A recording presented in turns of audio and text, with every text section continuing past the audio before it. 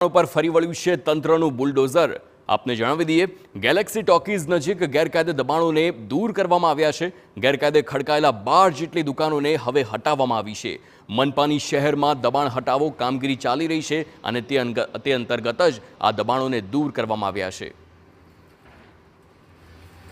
આજ રોજ મહાનગરપાલિકા દ્વારા રેલવે સાઇડિંગમાં આવેલ 12 જેટલી દુકાનો જેનું ગેરકાયદેસર મંજૂરી વગર બાંધકામ કરવામાં આવેલું છે તે હટાવવાની કામગીરી હાલે ચાલુ કરવામાં આવેલી છે, જેના માટે નિયમ અનુસાર જે કોઈ પ્રક્રિયા કરવાની થતી હતી તે તમામ પ્રક્રિયા પૂર્ણ કરી દેવામાં આવેલી છે।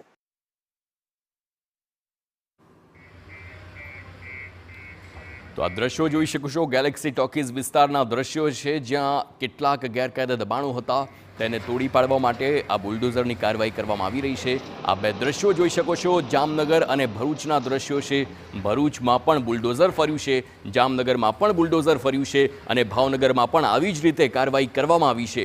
તો આવી જ રીતે અનેક જે ગેરકાયદે દબાણો હતા જેને લઈને સ્થાનિકો પણ પરેશાન થતા હતા, તે તમામ દબાણો પર બુલડોઝરની કાર્યવાહી કરવામાં આવી રહી છે। તંત્ર દ્વારા અનેક વખત જણાવવામાં આવે છે દબાણો દૂર કરવા માટે, પરંતુ તેમ છતાં તંત્રનું ન ગાંઠતા આખરે આ બુલડોઝર કાર્યવાહી કરવામાં આવી રહી છે।